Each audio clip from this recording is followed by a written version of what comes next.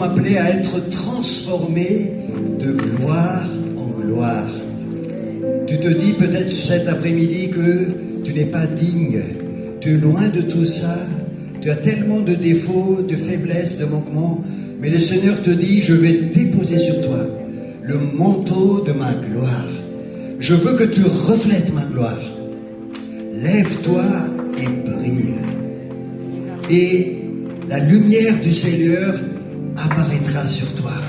Et la gloire de l'Éternel viendra sur toi. Voici les ténèbres couvrent la terre, Ésaïe 60. Voici les ténèbres couvrent la terre et l'obscurité le peuple. Mais sur toi, la gloire du Seigneur va descendre. Le manteau de sa gloire viendra sur toi. Nous sommes dans les temps de la fin, je vous invite à vous asseoir. Nous sommes dans les temps de la fin et le Seigneur veut vraiment déverser son esprit avec puissance. Avec puissance. Dans Joël chapitre 3, il y a cette prophétie qui dit, dans les derniers jours des dieux, je répandrai mon esprit sur toute chair et vos fils et vos filles prophétiseront. Est-ce qu'on est dans ces temps-là? C'est les temps de la fin. Et nous sommes la génération de ces temps de la fin. Et ce matin, le prophète Jem Chavez a dit, Dieu veut maintenant lever des messagers prophétiques. Des messagers qui partagent une parole prophétique. Une parole qui vient de Dieu. Prophétiser, c'est recevoir de Dieu. Le Dieu de la Bible n'est pas un Dieu muet. Le Dieu de la Bible est un Dieu qui parle. Sinon, nous sommes en train de faire de la religion. Dieu parle. Et Dieu veut utiliser un peuple qui reçoit et qui donne. Et dans les temps de la fin, les cieux se sont ouverts quand Jésus a remis son sang auprès du Père. J'allais dire, Dieu lui a donné le Saint-Esprit pour déverser sur toute la terre. Amen. Et ça, vous le voyez dans Actes chapitre 2, verset 33. Dieu a remis à Jésus le Saint-Esprit pour que le Saint-Esprit soit répandu. Alors, le Saint-Esprit veut être répandu sur chacune de nos vies. Amen. Qui veut recevoir une effusion puissante du Saint-Esprit. Une effusion qui restaure puissamment. Une effusion qui relève, qui restaure et qui ressuscite. Alors, j'étais dans ce Joël chapitre 3 et lisez avec moi, je répandrai mon esprit sur toute chair. Et l'apôtre Pierre, à la Pentecôte, a repris exactement ce verset et vous allez le lire avec moi, Actes chapitre 2, verset 17. Acte 2, 17, juste avant ce qui était affiché là. C'est écrit, dans les derniers jours, je répandrai de mon esprit. Il y a le 2 là, vous avez vu? Et regardez dans Joël chapitre 3.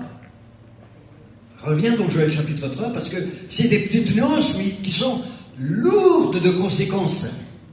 Joël chapitre 3. Dans les derniers jours, dit Dieu, je répandrai mon esprit. C'est mon esprit. Mais dans Acte 2, c'est de mon esprit. C'est comme si Dieu a pris une partie. Il y a une petite nuance, il y a le 2. Dans Acte chapitre 2, verset 17, dans les derniers jours des dieux, je répandrai, Joël 2, combien 28. Je répandrai mon esprit. Acte 2, 17, je répandrai de mon esprit. Vous avez bien vu la nuance? Dans Acte 17, Dieu a commencé à répandre l'esprit à la Pentecôte. Il y avait une effusion, il y avait une inauguration d'une ère nouvelle, l'ère du Saint-Esprit. Est-ce que nous sommes dans l'ère du Saint-Esprit? Oui. Est-ce qu'il y a un peuple prophétique ici? Oui. Nous sommes dans l'ère du Saint-Esprit et Dieu a commencé à déverser de son esprit. Mais il y a encore beaucoup de choses en réserve derrière. C'est ça ce que ça veut dire. Parce qu'il y a la pluie de la première saison en Israël, il y a la pluie de la dernière saison.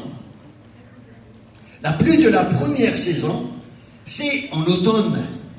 En Israël, si vous avez l'occasion d'y aller, vous allez découvrir qu'en automne, il y a une première pluie qui arrose la terre, qui moule la terre, qui prépare la terre à la moisson. il y a une autre pluie au mois d'avril qui fait éclore, qui permet aux arbres de donner des fruits. Qui veut avoir les fruits du Saint-Esprit ici? Être rempli de l'amour, de la paix, de la joie, de la douceur, de l'assurance, de la persévérance. Qui a besoin de ça ici? Et ça, Dieu veut nous donner ça en abondance. Donc il y a deux pluies en Israël. Une première pluie qui prépare la moisson, qui moule la terre, qui te prépare pour une autre effusion. Et Dieu a fait déjà des bonnes choses dans chacune des vies ici. Mais il veut envoyer une deuxième pluie. Une deuxième pluie, parce que dans l'ère du Saint-Esprit, il y a ce qu'on appelle les réveils spirituels. Plusieurs pluies vont venir. Qui veut encore vivre des réveils spirituels? Moi, je veux vivre encore, Seigneur, une effusion abondante. Et Amen. Et le message du prophète ce matin, nous sommes des messagers prophétiques. Dans le Nouveau Testament, Dieu veut répandre l'esprit sur quelque chair? Sur toute chair. Est-ce qu'il y a des personnes qui ont de la chair là, ici? Levez-vous et recevez le Saint-Esprit de Dieu. Une partie, une deuxième, une troisième, une effusion du Saint-Esprit. Et quand le prophète Ézéchiel parle aux ossements desséchés, il a dit: Esprit, viens remplir ces eaux et que ces eaux de nouveau retrouvent la vie. Est-ce qu'il y a quelqu'un de fatigué, qui est lassé, qui est désespéré? Le Saint-Esprit veut te faire revivre. Tu as besoin d'une restauration, d'une onction fraîche. Et c'est ce que disait le prophète ce matin. Quand Jésus a envoyé ses disciples, il a dit ceci: comme le Père m'a envoyé, je vous envoie aussi. Donc la gloire qui était sur Jésus viendra sur toi aussi. Pour te restaurer, pour t'édifier, pour te booster, pour te donner la même onction que Jésus. Et même plus. Celui qui croit en moi fera encore plus des choses, dit Jésus dans Jean chapitre 14, verset 12. Parce que moi je m'en vais vers le Père. Et vous êtes là.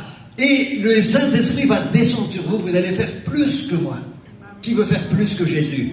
Non pas plus fort que Jésus, non pas plus glorieux que Jésus, parce que tu ne seras jamais comme Jésus, mais plus encore parce que Jésus était que 3 ans dans son ministère. Et nous sommes là jusqu'à son retour. Voilà, c'est pas une prétention de dire ça. C'est pas un orgueil de dire moi je ferai plus. C'est justement une obéissance et une humilité d'accepter ça. Parce que c'est ça ce que Dieu veut. Et il y a quelqu'un qui dit ici cet après-midi, moi je ne peux pas parce que j'ai pas l'habitude de prophétiser, parce que quand il pense à la prophétie, il pense au prophète qui dit « Ainsi parle l'Éternel ». Tu m'écoutes? Ainsi parle l'Éternel. Non. Apocalypse chapitre 19, verset 10, est-ce que tu peux l'afficher? Et lisons ensemble. Apocalypse 19, 10. Je tombais à ses pieds pour l'adorer, mais il me dit « Garde-toi de le faire ». C'est l'apôtre Jean. Je suis ton compagnon de service. Donc c'est un ange qui s'est révélé à lui. Et celui de tes frères qui ont le témoignage de Jésus. Adore Dieu. Car le témoignage de Jésus est l'esprit de la prophétie. C'est quoi l'esprit de la prophétie? Le témoignage de Jésus. Qui peut témoigner de Jésus ici? Est-ce qu'il y a quelqu'un ici qui a vécu la nouvelle naissance en Jésus? Est-ce que quelqu'un a vécu une guérison en Jésus? Est-ce que quelqu'un a vécu une restauration en Jésus? Est-ce que quelqu'un a vécu des bénédictions en Jésus? Une édification en Jésus? Alors, l'esprit de la prophétie est en toi. Parce que tu peux témoigner de ces choses-là. Tu es un messager prophétique. Dis à ton voisin, tu es un messager prophétique. Parce que tu peux témoigner de Jésus. Tu es un ambassadeur. Tu peux être inspiré. Tu peux recevoir l'onction de guérison. Tu peux recevoir l'onction d'édification. Tu peux recevoir l'onction prophétique. L'Esprit du Seigneur est sur moi, dit Jésus quand il a commencé son ministère. Luc chapitre 4, verset 18, tu peux l'afficher. Regardez comment Jésus a été oint. Tu peux recevoir l'onction de Jésus. L'Esprit du Seigneur est sur moi, car il m'a oint pour guérir les cœurs blessés. Le Seigneur peut t'utiliser pour guérir les cœurs blessés quand il y a des personnes qui ont besoin de Jésus. Le Seigneur peut utiliser ta bouche. Même si tu es imparfait, imparfaite, Dieu peut t'utiliser pour guérir les cœurs blessés. Une parole qui vient du Seigneur peut apaiser, restaurer, ressusciter, relever, apporter la joie, l'amour, la vie. Jésus est la vie. Et Jésus peut parler au travers de toi. Je suis la résurrection et la vie. Celui qui croit en moi, même s'il est mort, il vivra. Jésus est la résurrection. Et Jésus en toi va parler pour les gens qui ont besoin de la vie. L'Esprit du Seigneur est sur moi. Dis avec moi, l'Esprit du Seigneur est sur moi. Car il m'a oint pour guérir les cœurs blessés. Comme le Père m'a envoyé, je vous envoie aussi, dit Jésus. Exactement. Parce que Jésus ne pouvait faire que 3 ans de ministère limité. Mais quand il est monté, il a dit dans Jean 14, 15, regardez bien, Jean 14, 15, il a dit ceci, si vous m'aimez, vous observerez mes commandements. Je vais prier le Père pour qu'il envoie un autre conseiller, l'Esprit de vérité. Et quand il a dit un autre conseiller, c'est le terme allos. Allos, ça veut dire un autre comme moi. Et un autre exactement comme Jésus. Le Saint-Esprit, l'Esprit prophétique en toi est comme Jésus. Un autre comme moi. Parce que dans le terme grec, il y a 2 termes pour désigner le autre. Le premier, c'est allos, comme moi. Et le deuxième, c'est hétéros. Vous connaissez le terme hétéros. C'est un autre différent de moi. Mais là, Jésus dit un autre comme moi. C'est-à-dire que le Saint-Esprit, le messager prophétique qui est en toi, est comme Jésus. Tu apportes la bonne nouvelle. Tu exhortes, tu édifies. Un autre comme Jésus, mais maintenant multiplié par 1, 2, 3, 4, 5, 6, 7, combien? Comme Jésus ici. Waouh! Vous voyez la pluie de la dernière saison. C'est ça ce que Dieu veut envoyer. Il veut lever un peuple prophétique. Parce que nous, on a une idée de la prophétie très difficile. L'esprit de prophétie, c'est le témoignage de Jésus. Apocalypse 19, 10. Amen. Alors, maintenant je vais prier pour vous et après on va donner le temps à chacun de nous, en tout cas ceux qui reçoivent, de donner un témoignage. On a beaucoup de témoignages à se dire. Nous, en tout cas, nous, on a vécu, on a vraiment mis en pratique, on a activé cet esprit prophétique en nous pendant ces quelques jours en Champagne. Et je vais laisser la parole. Mais je vais vous demander de vous lever, en tout cas, si tu veux recevoir cette pluie de la 2e saison. Qui veut recevoir la pluie de la 2e saison? La 2e saison, ce sera une pluie pour la moisson. Parce que la première, la pluie du mois d'automne, c'est une pluie qui prépare la terre. Et c'est ce que les apôtres ont eu. Mais la dernière saison, avant le retour de Jésus, une pluie qui va préparer la grande moisson en France, en Europe et partout. Et Dieu veut toucher l'Europe. Dieu veut toucher l'Europe plus que jamais. Et nous sommes la génération de ce retour de Jésus. Et Dieu veut t'utiliser. Alors lève la main. Tu es un vase fragile. Tu es un vase pas du tout parfait. Mais Dieu veut mettre le trésor en toi. Dis avec moi, Jésus, je suis un vase fragile. Mais tu mets le trésor en moi. Et je reçois ton trésor. Le Saint-Esprit, papa. Toi-même, présent dans ma vie. Ne savez-vous pas que vous êtes le temple du Saint-Esprit? Merci Seigneur de remplir le temple maintenant. Comme dans les noces de Cana, les jarres étaient à moitié pleins. Mais le Seigneur veut maintenant remplir ras-le-bord au nom de Jésus. Je vois qu'il y a des blessures dans quelques vies ici, des blessures, des difficultés. Le Seigneur veut te guérir maintenant. Accepte le Saint-Esprit de toucher aussi à ces blessures et laisse le Saint-Esprit apaiser tes douleurs, tes souffrances. Pardonne, pardonne, ne garde pas d'amertume dans ton cœur. L'amertume te prive de la grâce de Dieu. Seigneur, viens remplir maintenant, viens libérer dans le nom de Jésus. Je prends autorité maintenant à tout esprit qui bloque cette effusion, de quitter maintenant les vies, les cœurs, dans le nom de Jésus.